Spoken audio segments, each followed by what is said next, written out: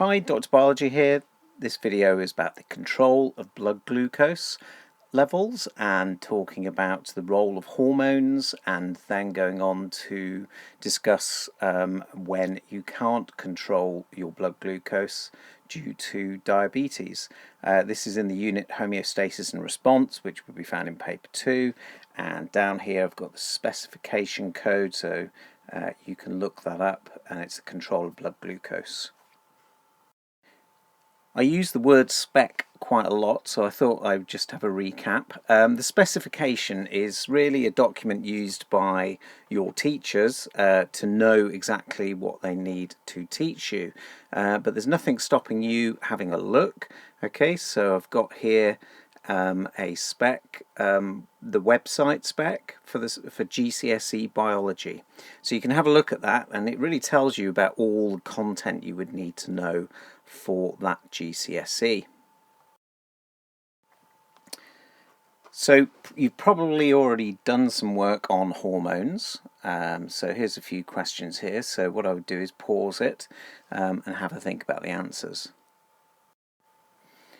So a hormone is a chemical produced by a gland, and it's transported to the target organs by the blood. Then it asks what hormone controls blood sugar levels and can't be produced by some diabetics, and that is insulin, which is produced by the pancreas. And there is one other hormone as well called glucagon, which is important as well. So blood glucose levels are controlled by your pancreas, and you can just about make out the pancreas in this diagram here. Now, you would have come across the pancreas before when you did about digestion in the unit organisation, and you will already know that the pancreas is important for releasing enzymes.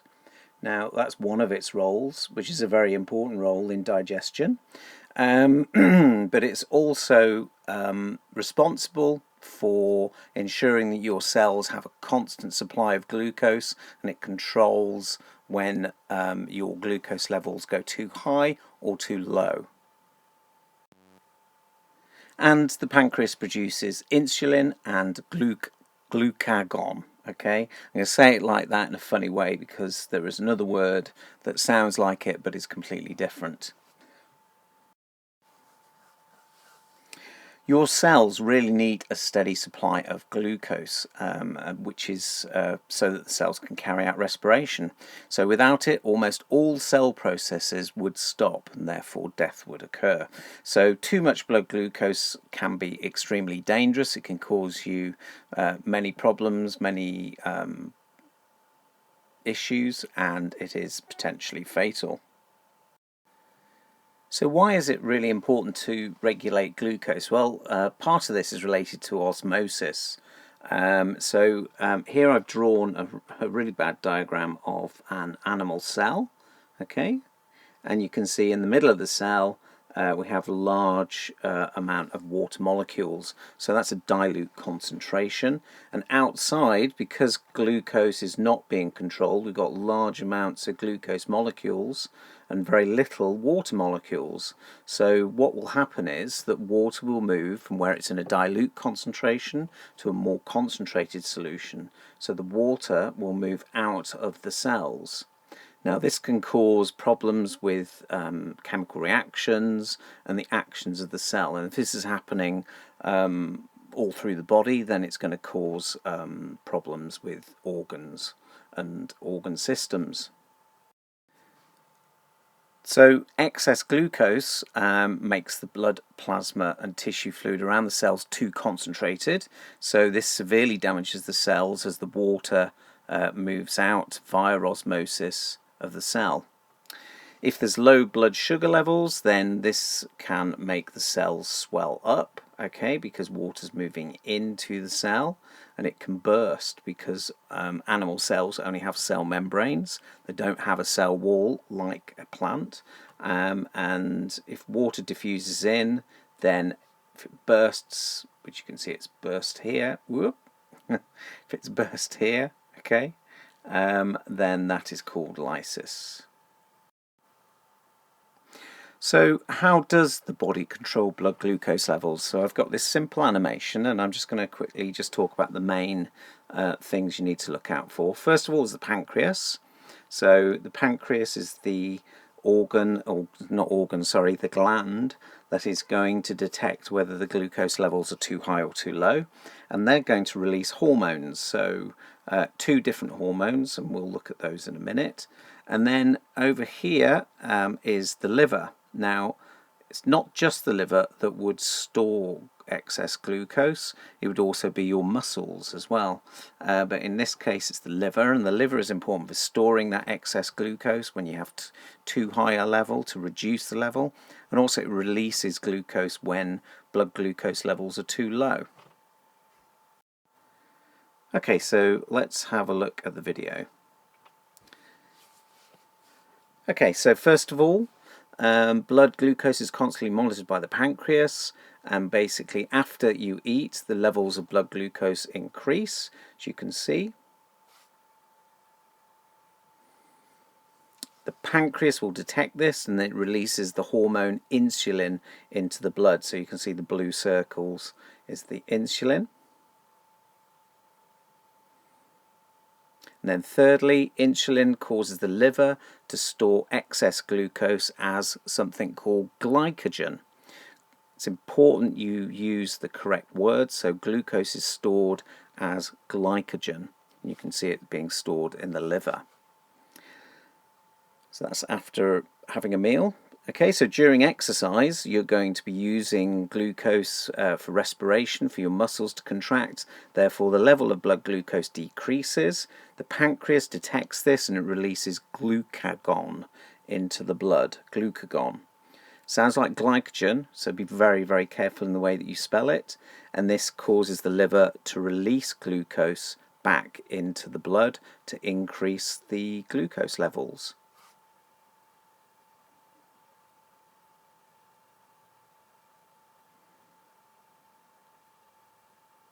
And then we get a steady state. So this relationship between the two hormones and the rise and fall of blood glucose is known as a negative feedback loop. And this occurs in many places in your body to maintain a steady state. So that's what homeostasis means, a steady state. So if something increases, so in this case we're looking at blood glucose levels, and they increase above the ideal level in the body, then changes will take place. So in this case insulin is released, and that will lower the glucose levels to the ideal level. If they then decrease further, then the initial change, the response is to release glucagon, and that causes the opposite response, which is to increase the glucose levels. And your body is constantly doing this to maintain blood glucose. In fact, your pancreas is doing this, sorry, by releasing insulin and glucagon. So here's another diagram. Okay, and so it shows you what happens. So if the levels rise, then receptors detect the change. So in this case, the pancreas, and the response is to release insulin, and that lowers the levels back to the ideal level.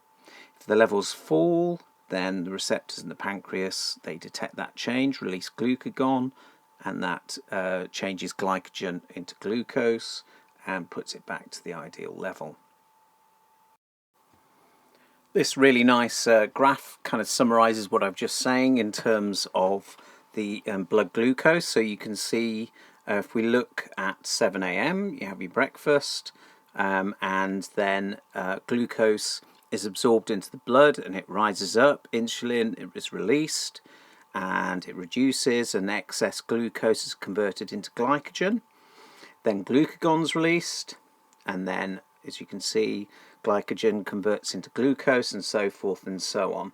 Okay, but when you have a meal, when you eat, your glucose levels are going to increase, and insulin is going to be very important. And we'll talk about when the body doesn't produce insulin and the effects that that can have. So let's have a look at another animation, and this shows you how negative feedback controls blood glucose. So there we have blood glucose levels falling. Glucagon is going to be secreted by the cells in the pancreas, and glucagon stimulates the liver to release glucose. Blood glucose levels rise. Insulin is secreted. Insulin stimulates glucose uptake from the blood, and the blood glucose level falls to set levels. So as you can see there, the whole system, and this is a continuous system. This is happening all the time in your body without you knowing it, and it's all related to the hormones insulin and glucagon that are released by the pancreas. So just to summarize that, related to insulin, released when the blood glucose levels are high, stimulates the liver to convert glucose into glycogen. And glucagon, which is released when the blood glucose levels are low, and it stimulates the liver to convert glycogen back into glucose. Those are the two things you really need to learn. So when the body can't control the blood glucose concentrations in the blood, then this is known as the condition diabetes. Here's a quick graph showing you what happens. So the green line is showing you a person with diabetes, and you can see after eating a meal their blood glucose levels rise quickly and faster than someone who is not diabetic in the blue line, okay, and then you can see that it reaches a peak and it remains high for a long period of time. It's slightly reducing because some of the glucose will be used in respiration, but you can see that they never get down to the set limits. That's probably down here. Pre-diabetic, so those are people who don't have full-blown diabetes, what we call type 2, and they increase dramatically, but they do fall down eventually. So again, you can see people with diabetes that it's very hard to control your blood glucose concentrations. They are increasing dramatically, and they're falling dramatically as well, and they're hardly ever, if you look at the set point here, so the kind of ideal limit, they spend very little time in that ideal limit, and that's due to the fact that in type 1 diabetes, the person is not producing, the pancreas is not producing enough or sometimes any insulin. So there are two types of diabetes. So the first type, type 1, is also known as insulin-dependent diabetes. It normally occurs suddenly in childhood, and it's where the body is not able to produce its own insulin. This is thought to be caused by the immune system attacking the insulin-producing cells, and it's known as an autoimmune disease. Type 1 diabetes, it can be controlled with regular insulin injections and the careful management of diet and exercise. Key symptoms of diabetes is that eventually your kidneys will excrete glucose into your urine, and you produce lots of urine and you may feel thirsty all of the time. So without insulin, glucose cannot get into the cells of your body, so you lack energy and you feel tired, and then you start breaking down fats and proteins to use as fuel instead, so you would also lose weight. Here's a list of the symptoms of diabetes.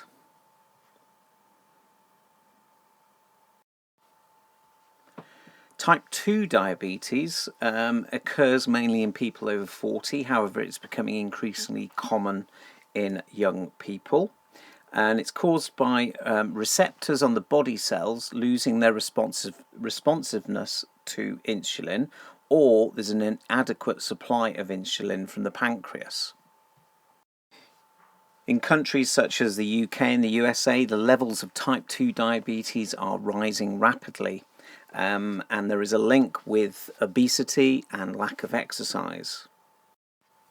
Now, type 2 diabetes can be reduced, and you can live pretty normal life by careful control of your carbohydrate intake, so controlling your diet and exercising regularly.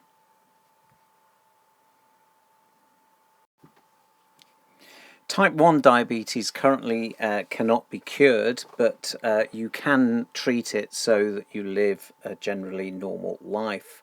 So in addition to exercise and healthy diet, patients with type 1 diabetes are treated with insulin. It's usually injected because insulin is a protein, and therefore if it was a pill then it would be broken down in digestion if taken by the mouth, because once it hits the stomach, as you'll probably know, proteins are broken down by proteases, the enzyme protease. So that's why it can't be swallowed. It also needs to be fast acting as well. So there are different forms of insulin: fast acting, so just before a meal, or slow acting, which is injected once a day. And you can patients can use a mixture of the two, and this produces a control that's more like the body's own normal processes. Most diabetics will test their blood regularly with a glucose monitor, but increasingly more are using what we call an insulin pump. So this diagram shows the insulin pump and it being the insulin being pumped directly into the skin and into the blood.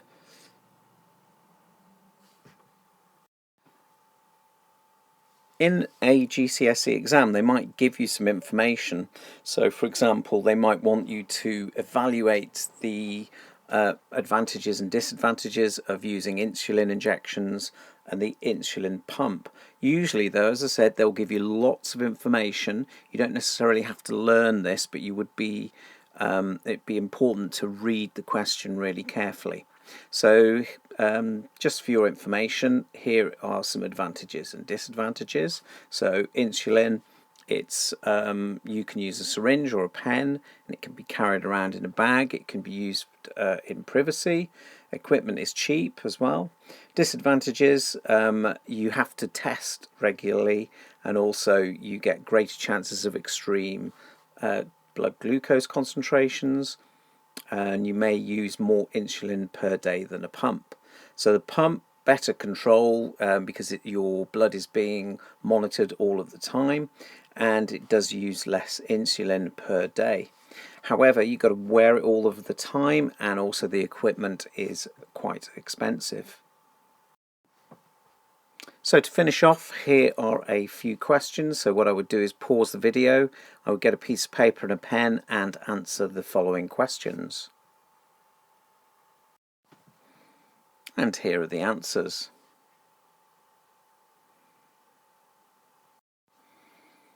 Okay, so that's the end of the video. I hope you found it useful. Please do like it or leave some comments if you want me to do anything more on this subject, and I will see you soon.